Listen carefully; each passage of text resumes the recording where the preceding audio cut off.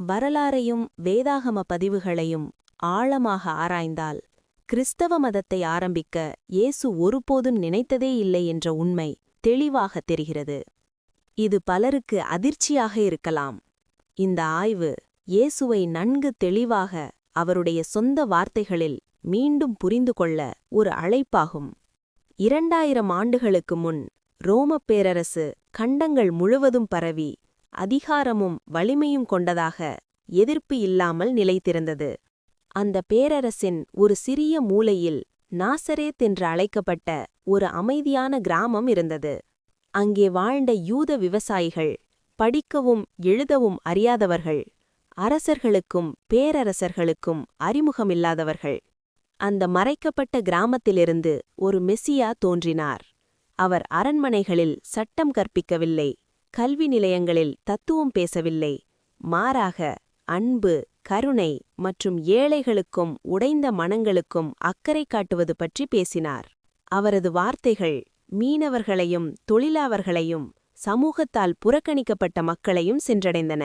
இயேசு கிறிஸ்து ஒரு யூதராக பிறந்தார், ஒரு யூதராகவே வாழ்ந்தார். அவர் போதித்ததும் செயல்பட்டதும் யூத சமுதாயத்தின் மத்தியில்தான். அவர் அறிவித்தது தேவனுடைய யூத ராஜ்யத்தை பற்றியே. ஏனெனில் இயேசு சொன்னார், என்னை கேட்பவனும் என் வார்த்தைகளை நடைமுறைப்படுத்துபவனும் பாறையின் மேல் வீடு கட்டிய மனிதனைப் போல. இயேசுவின் வார்த்தைகள் இன்றும் அப்படியே உள்ளன. கேள்வி ஒன்றே, நாம் அவற்றை கேட்கிறோமா? இயேசு ஒருபோதும் கிறிஸ்தவம் என்ற ஒரு புதிய மதத்தை ஆரம்பிக்க விரும்பவில்லை. அவர் அறிவித்தது தேவனுடைய ராஜ்யம். அந்த ராஜ்யம் இன்றும் அழைக்கிறது, மதமாக அல்ல, வாழ்க்கையாக. இயேசு எங்கு சென்றாலும் ஒரே செய்தியையே அறிவித்தார்: மனம் திரும்புங்கள், தேவனுடைய இராஜ்யம் சமீபத்தில் உள்ளது. இது ஒரு புதிய மத அழைப்பு அல்ல, இது ஒரு மனமாற்ற அழைப்பு.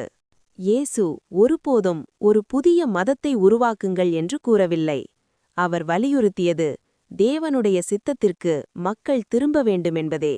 இயேசுவின் சீடர்களை கவனித்தால் இந்த உண்மை மேலும் தெளிவாகிறது. இயேசுவின் மரணத்திற்குப் பிறகும் அவரது சீடர்கள் யூதர்களாகவே இருந்தனர்.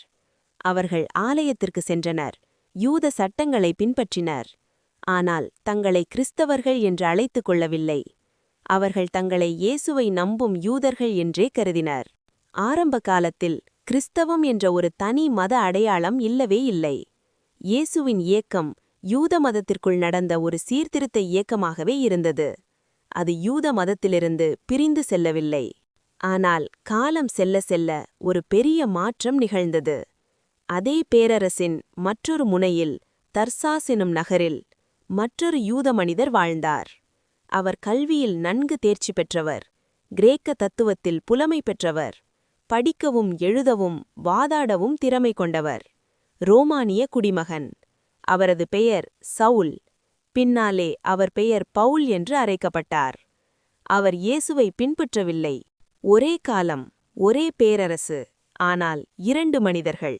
ஒருவர் விவசாயிகளிடையே நடந்தார், அவர்களின் வலிகளை கேட்டார், அன்பை விதைத்தார். மற்றவர் அதிகாரத்தின் படிக்கட்டுகளை ஏறினார், சட்டத்தையும் கட்டுப்பாட்டையும் பாதுகாத்தார். இருவரும் ஒரே உலகத்தில் வாழ்ந்தனர், ஆனால் 2 வெவ்வேறு பாதைகளில் நடந்தனர். அந்த பாதைகள் ஒரு நாள் முழு வரலாற்றையும் மாற்றுமென்று அப்போது யாரும் அறிந்திருக்கவில்லை. ஒரு வரலாற்றை மாற்றிய கதையின் இதுவே தொடக்கம். இந்த மாற்றம் தன்னிச்சையாக நடந்ததல்ல. இந்த மாற்றத்தின் மையத்தில் பவுல் நிற்கிறார். பவுல் இயேசுவை நேரில் பார்த்தவரல்ல, இயேசுவுடன் வீதிகளில் நடந்ததில்லை, இயேசுவின் காலடியில் அமர்ந்து அவரது வார்த்தைகளை கேட்டதில்லை, அவரிடமிருந்து நேரடியாக கற்றவரில்லை. மாறாக ஒரு காலத்தில் இயேசுவின் சீடர்களை அவர் துன்புறுத்தினார். அவர்களை வேட்டையாடி சிறையில் அடைத்து அந்த இயக்கத்தை அழிக்க முயன்றார். அவர் இயேசுவின் உயர்ந்த செய்தியை முழுமையாக திசை திருப்பிவிட்டார், மடைமாற்றிவிட்டார்.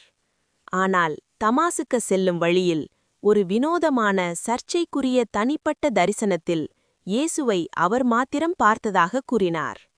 அந்த தரிசனத்திற்குப் பிறகு தான் பரலோகத்திலிருந்து நியமிக்கப்பட்ட ஒரு விசேஷ அதிகாரம் பெற்ற தூதனாக தனக்குத்தானே சான்றிதழ் கொடுத்து கொண்டார்.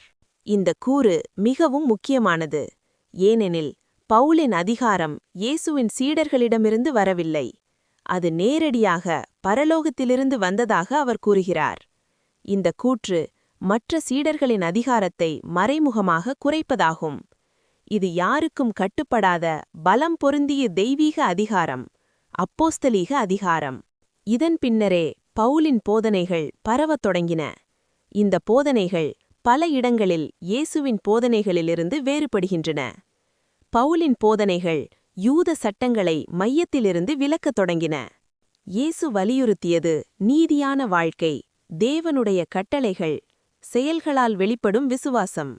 அவர் ஒருபோதும் சட்டமின்றி ரட்சிப்பு என்று சொல்லவில்லை. ஆனால் பவுலின் எழுத்துக்களில் வலியுறுத்தப்படுவது விசுவாசம், சிலுவையின் இரத்தம், சட்டமின்றி கிடைக்கும் ரட்சிப்பு. இது ஒரு சொல் மாற்றமல்ல, இது ஒரு கருத்து மாற்றம். ஆனால் இந்த புதிய கதைகளை இயேசு எங்கே, எப்போது கற்பித்தார்? இயேசு ஒருபோதும் யூத சட்டம் ரத்து செய்யப்பட்டதாக அறிவிக்கவில்லை. அவர் சட்டத்தை நிறைவேற்ற வந்ததாகவே கூறினார். அவர் சட்டங்களை முழுமையாக பின்பற்றினார், மற்றவர்களையும் பின்பற்ற சொன்னார். ஆனால் பவுல் சட்டத்தை ஒரு சாபம் என்று அழைத்தார். இயேசு மரணத்தில் விசுவாசிப்பதே ரட்சிப்பு என்று இயேசு கூறியதாக சுவிசேஷங்களில் எங்கு எழுதப்பட்டுள்ளது? சுவிசேஷங்களில் அத்தகைய வசனங்கள் இல்லை. தெளிவாகவோ மறைமுகமாகவோ இல்லை. ஆனால் சுவிசேஷங்கள் எழுதப்படுவதற்கு முன் எழுதப்பட்ட பவுலின் கடிதங்களில் அது அனைத்து இடங்களிலும் உள்ளது. பவுல் இயேசுவை புதிய ஆதாம் என்று அழைக்கிறார். மனிதர்கள் அனைவரும் பாவத்தை சுமந்தவர்களாக பிறக்கிறார்கள். இயேசுவை விசுவாசிப்பதின் மூலம் ரட்சிக்கப்படுகிறார்கள் என்று பவுல் புதிய கொள்கையை அறிமுகப்படுத்துகிறார். அவரது அணுகுமுறை மாறுபட்டதாக இருந்தது. இந்த இடத்தில்தான் இயேசுவின் இயக்கம் மாறத் தொடங்கியது. யூத அடையாளம் கொண்ட இந்த இயக்கம் யூத சட்டங்கள் புறஜாதிகளுக்கு ஒரு தடையாக இருப்பதால் புறஜாதிகளுக்கான தன்னை மாற்றிக்கொண்டு ஒரு தனி மத வடிவத்தை எடுக்கத் தொடங்கியது. அதனால் ஒரு புதிய விளக்கம் முன்வைக்கப்பட்டது. சட்டம் ரட்சிப்பிற்கு தேவையில்லை, விசுவாசம் போதுமானது. இந்த மாற்றம் புறஜாதிகளிடையே வேகமாக பரவ உதவியது. அதே நேரத்தில் இயேசுவின் உண்மையான யூத அடையாளத்தை மெல்ல மங்க செய்தது. இயேசு ஒருபோதும் கற்பிக்காத கோட்பாடுகளை அவர் அறிமுகப்படுத்துகிறார். இன்றைய பெரும்பாலான தேவாலயங்கள் இயேசுவை விட பவுலையே அதிகமாக பின்பற்றுகின்றன. இதை சற்று சிந்தித்துப் பாருங்கள். இயேசு சொல்கிறார், உங்கள் எதிரிகளை நேசியுங்கள், மற்றவர்களை மன்னியுங்கள், ஏழைகளை கவனியுங்கள். அவரது வார்த்தைகளில் நேர்மை, அன்பு, நியதி, மனிதநேயம் ஒளிர்கிறது. அவர் செயலை பற்றி பேசுகிறார். அவர் மனிதர்கள் எப்படி வாழ வேண்டும் என்று கற்றுக் கொடுக்கிறார். ஆனால் பவுல் சொல்கிறார், நம்புங்கள், விசுவாசியுங்கள், சிலுவையை பிராயச்சித்தமாக ஏற்றுக்கொள்ளுங்கள். அவரது வாசகத்தில் நம்பிக்கை, ரட்சிப்பு, மறுமைச் செயல் அவற்றின் சக்தி தெரிகிறது. இங்கு இருவரின் கருத்து முரண்பாடு சிரித்தல் அல்ல, இது ஒரு மிகப்பெரிய தீவிரமான தாக்கம் ஏற்படுத்தும் பேரழிவு. இது ஒரு யூத சீர்திருத்தவாதியை ஒரு தெய்வீக மனித தியாக பலியாக மாற்றுகிறது. இது ஒரு சமூக செய்தியை ஆன்மீக கோட்பாடாக மாற்றுகிறது. நீதிக்கான அழைப்பை கீழ்ப்படிதலுக்கான தேவையாக மாற்றுகிறது. இது வெறும் கருத்து மாற்றமல்ல, இது ஒரு முழு மத கட்டமைப்பை முழுதாக மாற்றும் மாற்றம். இங்கு ஒரு அடிப்படை கேள்வி எழுகிறது. இயேசு போதித்ததை விட பவுல் போதித்தது வேறுபட்டதாக இருந்தால் எது முதன்மை? பவுல் புதிய கிறிஸ்தவ கொள்கைகளை தற்செயலாக அறிமுகப்படுத்தவில்லை. இது திட்டமிட்டு நடந்த மாற்றம். புறஜாதிகளை ஈர்க்கும் வகையில் அவர் ஒரு புதிய அமைப்பை நன்கு திட்டமிட்டு உருவாக்கினார். இயேசு வலியுறுத்திய விருத்த சேதனத்தின் தேவையை பவுல் நீக்கினார். இயேசு தான் கடைபிடித்து மக்களுக்கு வலியுறுத்திய உணவு சட்டங்களை பவுல் விளக்கினார். இயேசு சட்டத்தின் ஒரு எழுத்தும் மறைந்துவிடாது என்று முழு மனதோடு சட்டத்தை கடைபிடித்தார். ஆனால் பவுல் அதை ஒரு சாபம் என்று கூறி நிராகரித்தார். பவுலுக்கு நன்கு தெரியும், தன்னுடைய புதிய கோட்பாடுகள் யூதர்களை ஈர்க்காது என்று. ஆகவே ஒரு காலத்தில் யூத மதத்திலிருந்து விலக்கி வைக்கப்பட்ட புறஜாதிகள் தங்களுடைய வாழ்க்கையை முறையாக மாற்றிக்கொள்ளாமல் இயேசுவை வெறும் நம்பிக்கையால் மட்டும் நம்பினால் போதும் என்ற இந்த புதிய இயக்கத்தில் சேர முடிந்தது. இதற்கு காரணம் இயேசுவின் போதனைகள் அல்ல, இது பவுலின் புதிய கண்டுபிடிப்பு. இந்த மாற்றம் நிகழ்ந்தபோது இயேசுவின் நேரடி சீடர்கள் இன்னும் உயிரோடு இருந்தார்கள் என்பது கவனிக்க வேண்டிய விஷயம். பேதுரு இருந்தார், யாக்கோபு இருந்தார், யோவான் இருந்தார். இவர்கள் அனைவரும் இயேசுவுடன் நடந்தவர்கள், அவரது போதனைகளை நேரில் கேட்டவர்கள். ஆனால் பவுல் இயேசுவை தனது வாழ்நாளில் ஒருபோதும் சந்திக்காதவர். அவர் இயேசுவுக்காக வாழ்க்கையை தியாகம் செய்தவர்களை விட அதிக அதிகாரங்களுடன் எப்படி பேச முடிந்தது? இதை நீங்கள் உங்களிடமே கேட்டு பாருங்கள். பவுலின் குரல் நவீன அமைப்பில் அதிகாரத்தை நிலைநாட்டியது. ஆனால் அவர்களில் குறிப்பாக ஒருவர் மிக முக்கியமானவர். யாக்கோபு, இயேசுவின் சகோதரன், எருசலேமில் உள்ள இயேசு இயக்கத்தின் முக்கிய தலைவன். யாக்கோபின் போதனைகள் பவுலின் போதனைகளிலிருந்து தெளிவாக வேறுபடுகின்றன. யாக்கோபின் குரல் எவ்வாறு நசுக்கப்பட்டது? பேதுருவோடு கொள்கை முரண்பட்ட பவுல் எவ்வாறு வெற்றி பெற்றார்? இதற்கு பதில்